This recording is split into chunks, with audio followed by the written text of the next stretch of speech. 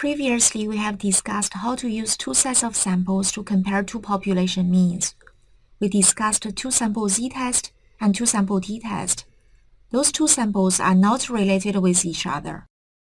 Observations from the first population do not influence observations from the second population. The statistical term to describe their relationship is independence. Those two samples are independent with each other. In this presentation, we will consider a different scenario where the two samples are related with each other, meaning they are not independent pairs. Let's take a look at the following example where the two samples are not independent pairs. This is an example to compare two delivery services. A Chicago-based firm has documents that must be quickly distributed to district offices throughout the country. The firm must decide between two delivery services, UPS or FedEx, to transport its documents. In testing these delivery times of the two services, the firm sent two reports to a random sample of its district offices, with one report carried by UPS and the other one carried by FedEx. Do the data indicate a difference in the mean delivery times for the two services? Use a 5% level of significance. This is a table with all the detailed delivery time from Chicago to a total of 10 district offices, using both the UPS and the FedEx. The headquarters here is at Chicago. All the routes begin from Chicago. For example, it took UPS 32 hours and FedEx 25 hours from Chicago to the Seattle district office.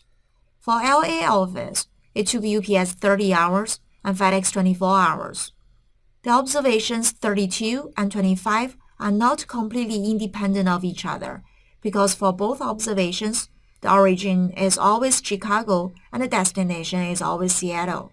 The numbers are different because two different carrier services were used.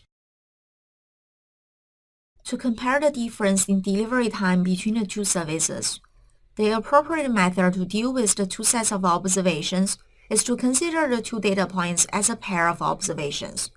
That's why this kind of data is also called paired or matched samples. We are interested in testing to see whether there's a difference in the average delivery time for UPS and FedEx. Instead of looking at the raw data, we may create a new data set that is the difference in delivery time. For example, the first entry in the difference column is going to be 32 minus 25, that is 7. You may also want to keep the negative difference as negative. After creating the new difference column, we can feel free to discard the original data and work exclusively on the difference column. I will use D to represent the difference column. This hypothesis testing question is quite similar to the hypothesis testing question for one population scenario because we only have one set of observation, that is the difference column. Testing to see whether there is a difference between the two delivery services is equivalent to test whether the mean of the difference column D is different from 0 or not.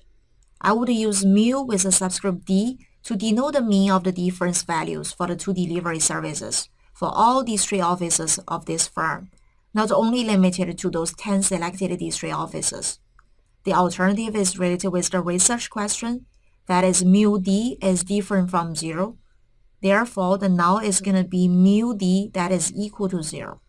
So this is a two-tailed test. The rest of the test is very similar to one population test we have discussed previously. The test statistic is given here and also in the formula table posted on our course website. Using the difference data, Ds, we are able to find D bar, the sample mean of Ds, that is 2.7, as D, the sample standard deviation of Ds is 2.9. If you don't remember the formula for finding the sample standard deviation, you may want to refer to the first few videos for this course. Substituting the numbers into the formula, we find the test statistic to be a t-stat of 2.94. Now it makes more sense to you why this presentation is called a paired t-test.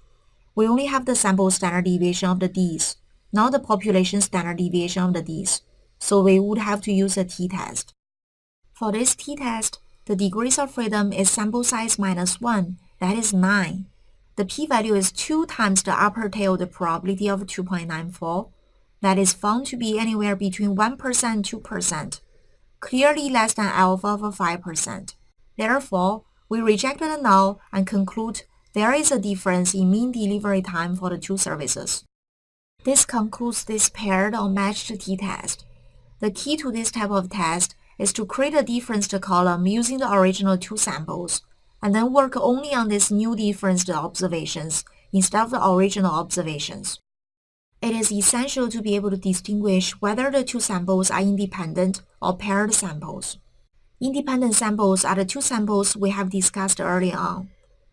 The individual observations in the first sample have nothing to do with the observations in the second sample.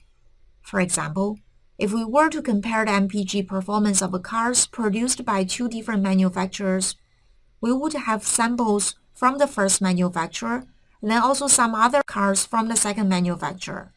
The cars from the first one cannot possibly be also manufactured by the second manufacturer, meaning items from the first sample do not appear in the second sample. There are also two sample sizes, sample size from the first manufacturer and sample size from the second one.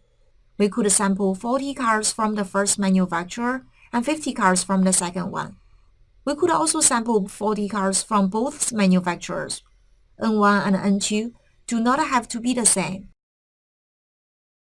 For matched samples, the key is that only one sample is selected. In our delivery example, 10 district offices were selected. That's our one and only one sample.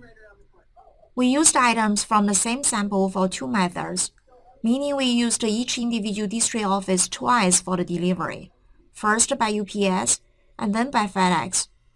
Each sampled item provides a pair of observations. For Seattle office, it took UPS 32 hours and FedEx 25 hours to reach there.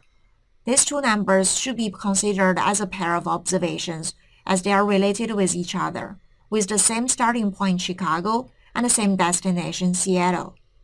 There is only one sample size for this kind of data, that is 10 in our delivery example. This concludes the paired t-test presentation.